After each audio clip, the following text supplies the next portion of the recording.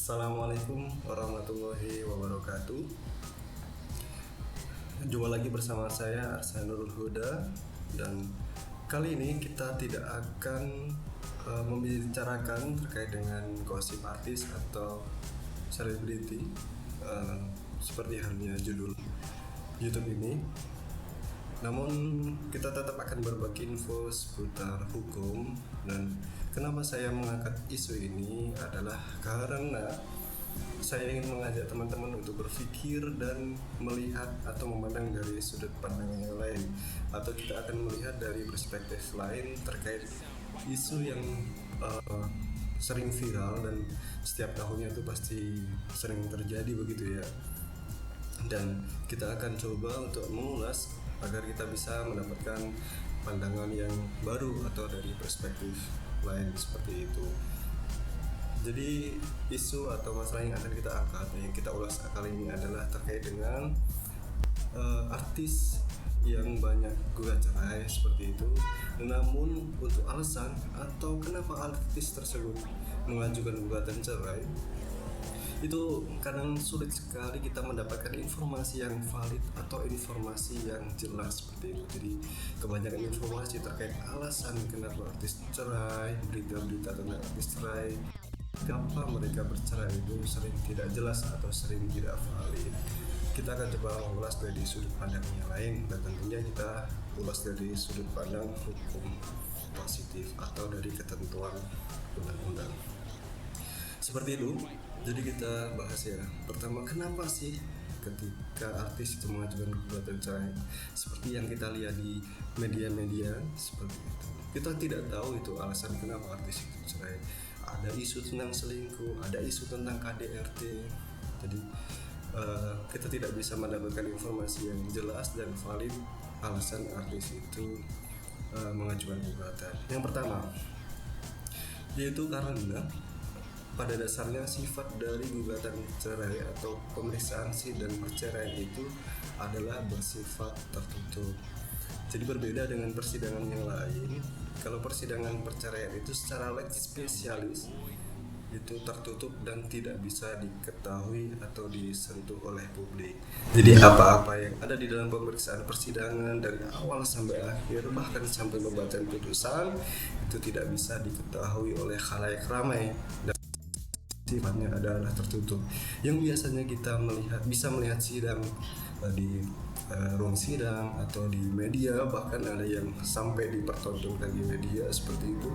Kalau untuk persidangan perceraian sendiri sifatnya adalah tutup.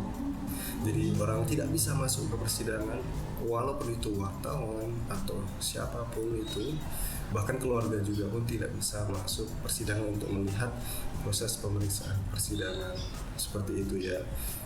Itu yang pertama, jadi tidak bisa dilihat dan tidak bisa diketahui oleh publik. Kedua, dikarenakan persidangan yang sifatnya tertutup, maka pembacaan gugatannya pun, jadi dari persidangan pertama terkait dengan pembacaan gugatan itu juga tidak bisa diketahui oleh publik atau diketahui oleh umum seperti itu, sehingga apa-apa yang ada di dalam gugatan yang biasanya mungkin kita bisa ketahui itu tidak bisa diketahui oleh khalayak umum atau orang-orang atau masyarakat pada umumnya seperti itu. Jadi kenapa dia mengajukan gugatan perceraian dan apa saja yang dia tuntut di dalam gugatan perceraian tersebut itu tidak bisa diketahui oleh umum walaupun itu wartawan. Jadi kita yang sering kepo-kepo seperti itu, kenapa ini mengajukan gugatan cerai? Kenapa ini? Alasan apa ini? Isu apa ini yang mengakibatkan artis tersebut cerai itu kan di media sosial? Bahkan wartawan pun bingung begitu dan tidak bisa masuk di persidangan. Mereka mencari-cari. Tetapi ya kadang hal tersebut menjadi nilai positif untuk media karena bisa digodok, bisa digoreng, bisa direbus, bisa digeprek gitu kan. Jadi bahan untuk membuat berita yang viral seperti itu. Terus yang ketiga, jadi ada dua hal yang penting yang mungkin bisa kita lihat dari perspektif alasan kenapa kita jarang tahu alasan artis itu mau cerai. Terus yang ketiga, adalah gugatan tidak bisa dilihat pun dengan putusannya. Apakah putusannya itu mengabulkan cerai dengan alasan apa, begitu kita tidak bisa tahu, karena kita juga tidak bisa akses. Yang biasanya kita untuk putusan itu bisa akses di internet, di website pengadilan, tetap di direktorat putusan begitu kan, untuk bank data terkait putusan. Tapi untuk terkait perkara perceraian kita tetap tidak bisa melihatnya, alasannya apa yang dikabulkan oleh hakim, seperti itu kita tidak bisa melihat. Itu saja yang mungkin kita bahas untuk kali ini.